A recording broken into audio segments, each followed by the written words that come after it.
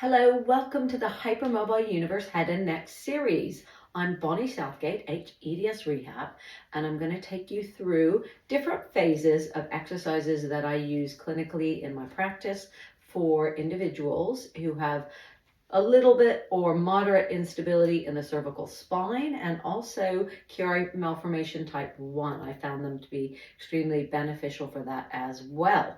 So what you'll need for the exercises is a TheraBand. I have got a medium strength here, so I would tend to use either a light or a medium strength. It's very much a personal preference. So the idea behind the exercises that I give for craniocervical instability and cervical instability are partly that in the back of the skull, we've got muscles called suboccipital muscles. And I'm just going to turn around. So those muscles sit across here.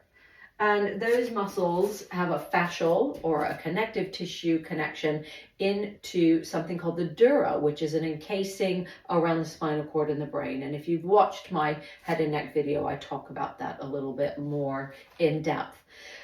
Those muscles will contract and release in order to try and stabilize the actual spinal cord so that you can have cerebral spinal fluid flowing without interruption.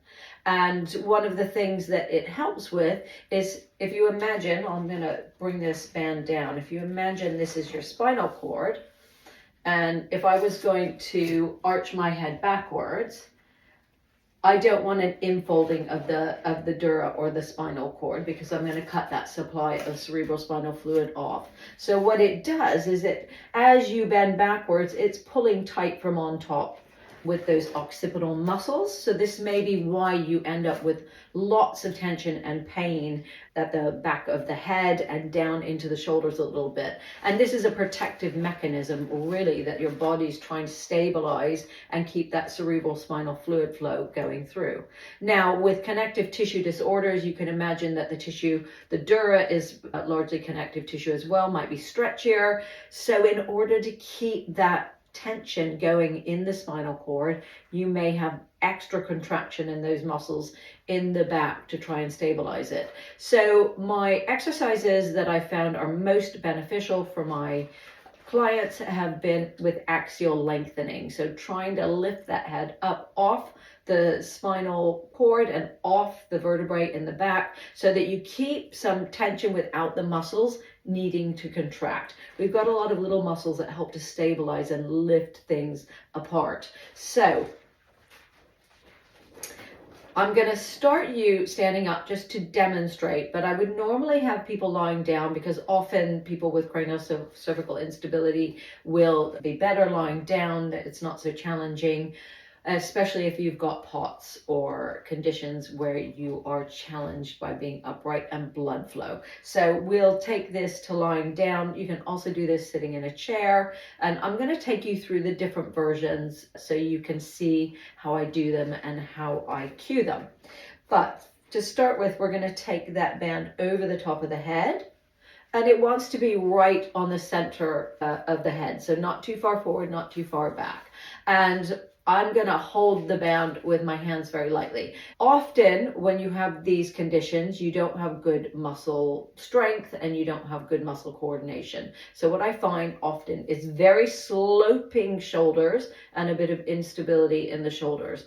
And unfortunately, when those arms are hanging down, you're pulling on nerves that pull on the spinal cord and all the way up into the brainstem. So we want to make sure that when you bring the band down, that you don't pull your shoulders down to do it. That would be a definite no-no for me. So this is more about proprioception, the band, than it is a strength exercise. It's giving you a lot of feedback over the top of the head, and you're going to very gently draw it down. And the idea is that you lengthen your head up into the band. So this is really giving you feedback of how you lift that head up into the band.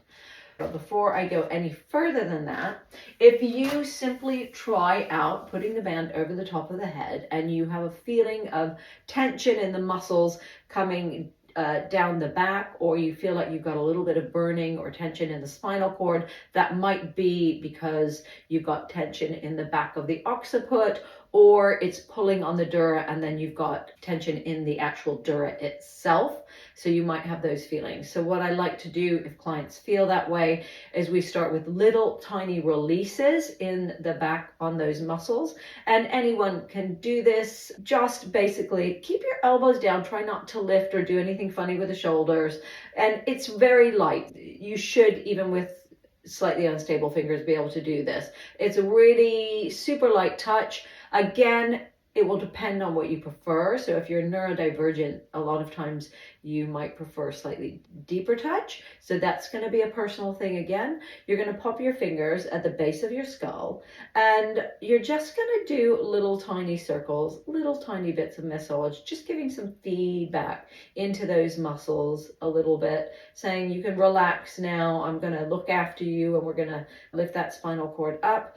And you can go a little bit higher, so just you will have a little ridge. You can just go above there and you can give a little tiny bit of massage there. And if you take your fingers on the skin, you can start to pull the skin in different directions, up, down, right, left. If the skin goes one way easily, but it doesn't go the other way, then just take it very lightly into the direction it doesn't want to go and just hold it there and just encourage that you've got nice even movement there.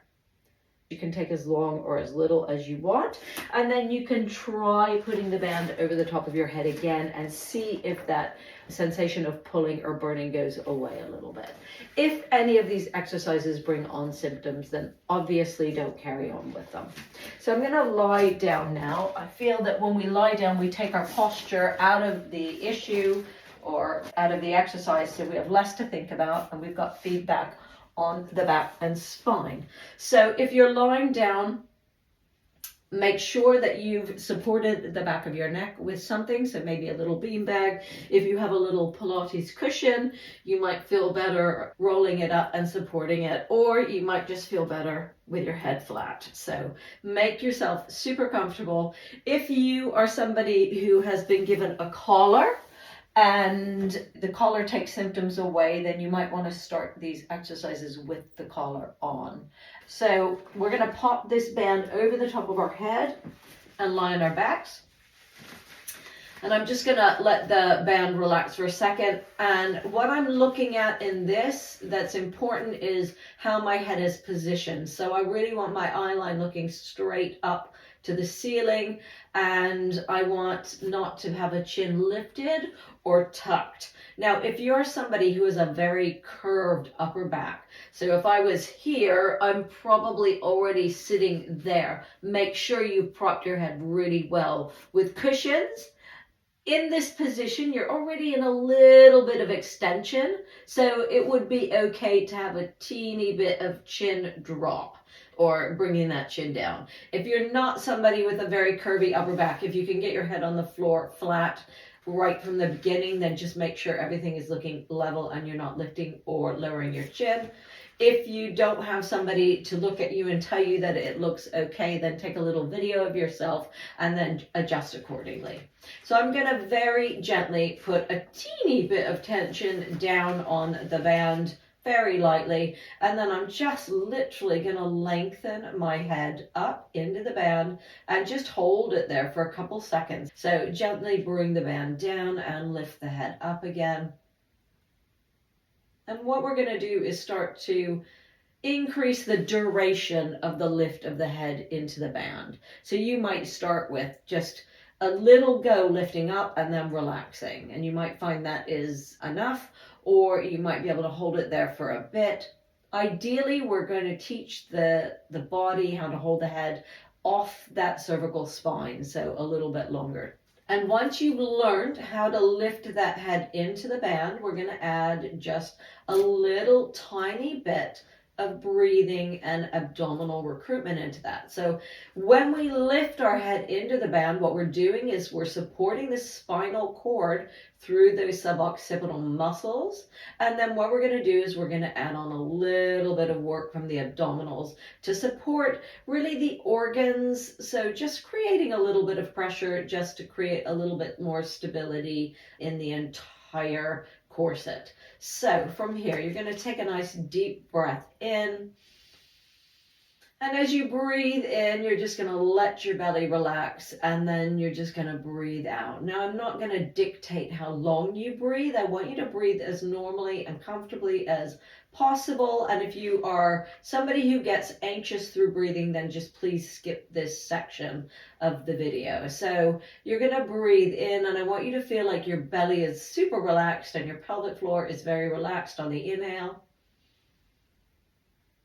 And then when you exhale, see if you can just hug your organs with your lower abdominals. So you're just allowing a little tiny dip or compression. We have got, as well as connective tissue that is loose in the joints, the connective tissue in the organs can also be laxer. I know through imaging that I have a kidney that floats around, and I've had multiple hernias, and the surgeon said to me that when you have a lot of movement in the organs, you can end up with hernias easier. So what this is really about is starting to just hug your organs just to create a little bit of stability and compression from the outside. So we're going to do that again. I've just got my band, and I'm just going to inhale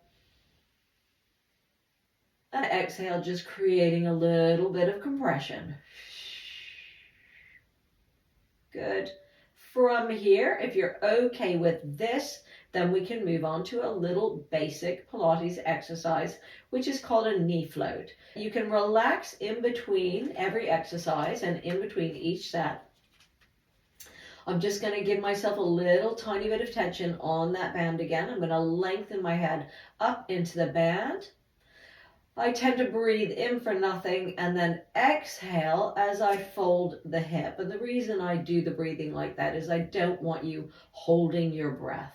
So you're going to just breathe in to prepare, and you're going to exhale. I'm going to hug my organs and bring that leg back down. And relax everything. Make sure those shoulders haven't been pulled down. We're going to move to the other leg now. So I'm going to just draw that band down. You're going to breathe in. Breathe out, hug your organs a little bit. I'm not getting grippy, so less is more. I'm just going to fold the hip, bringing that knee in the air. And while I'm up there, I'm going to take another breath in. And I'm going to make sure as I hug my organs that I exhale at the same time, so I'm not holding my breath as I bring the leg back down. And relax. As I said before, if you feel like the breathing is something that you find difficult, please just take that out of the equation completely. So that is how I start all of my clients who have bits of instability, as long as their nervous system isn't too oversensitized. I'll start them with those exercises.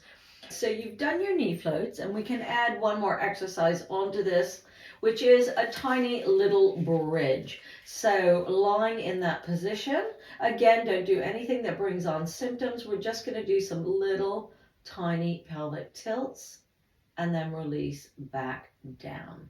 And again, so you may feel a little bit of a pull in the muscles going up your back or your spine, or you may feel nothing at all. That's quite normal, so don't worry either way. Little tiny, just pelvic tilt, just feeling that you're moving. What I want you to think is when you do the pelvic tilts, you're not grabbing or bunching your abdominals. Try and just think about little tiny movements. And then if you're comfortable, you're just going to try and keep a little bit of a tuck, so tail under, lifting the hips just slightly there. I'm not coming all the way up, because what I don't want to do is increase too much movement up in the cervical spine. So if you keep the shoulder blades on the ground, you can keep that head position nice. And then you're just going to start to come back down really nice and slowly. Coming down is just as important as going up. So make sure you don't rush dropping back down. So we'll do that one more time. Think about your feet for me in this position right now before we're doing anything else. So you're going to think about not letting those ankle bones roll in or roll out too much. So we're going to put the weight through the tripod of the feet, and I want you to think that you've got the ball of the big toe, the base of the big toe on the ground, and the little toe, and that you're slightly, only just slightly, lifting the arches up. If your feet tend to be super flat, you're going to just lift those arches up so your ankle bones aren't rolling in. You're going to give me that little tilt of the pelvis. Try and keep the ankles nice and still, and you're just going to lift those hips up enough that the back of the shoulder blades is on the floor. And I want you to focus on the length through the top of the head, but also that you're not overworking or gripping anything, but your legs are supporting you. And then you're going to gently roll yourself back down and relax. Right, that is phase 1 using the TheraBand for CCI and AAI. I'm going to give you one more of my very beginners exercises for stabilizing the cervical spine. So you can use a little book or something if you feel like your fingers aren't stable enough, and you're just going to put this under your chin. And I'm going to keep those shoulders relaxed, not pulling them down again. Just let them feel really relaxed under your armpits. And I'm just going to very gently push my chin down into my hands and then relax. Be extremely careful that you don't clench your jaw when you're doing that. In fact, you might want to do a little bit of jaw massage before you do that. The jaw, if you've watched my video, you'll know that the jaw is extremely connected into the upper cervical spine, and a lot of the symptoms between the jaw and the neck and the head and the shoulders, it can all get mixed up in that little junction box in the brainstem. Make sure you leave space between your teeth when you do this exercise. So take your hands under your chin, very gently push it down. This is to stimulate your neck flexors, which will help to stabilize so that your head can't fall back without control. So we'll start with just with that gentle pushing down, which will lengthen the back of the skull and the head and neck again, and will support that spinal cord. So thank you for watching this video. Those were phase 1 exercises for stabilizing the cervical spine. I hope you found that useful. See how you go. Just do 1 or 2, see what you're like the next day, and then build from there. And as I said, it's about building the time that you can lift that head off. You can start to feel that you can lift that head off the cervical spine even without the band after you've done that. It will give you that idea and the motor patterning to help stabilize that cervical spine a bit more. So if you like this, then please say so in the comments, subscribe. You'll then be notified for all the new videos that come out for phase 2, 3 and beyond, and all the other areas of the body that I will be covering in my Hypermobile Universe series. And share. We want everybody to benefit from these videos. So thank you so much for watching, and I will see you in phase 2.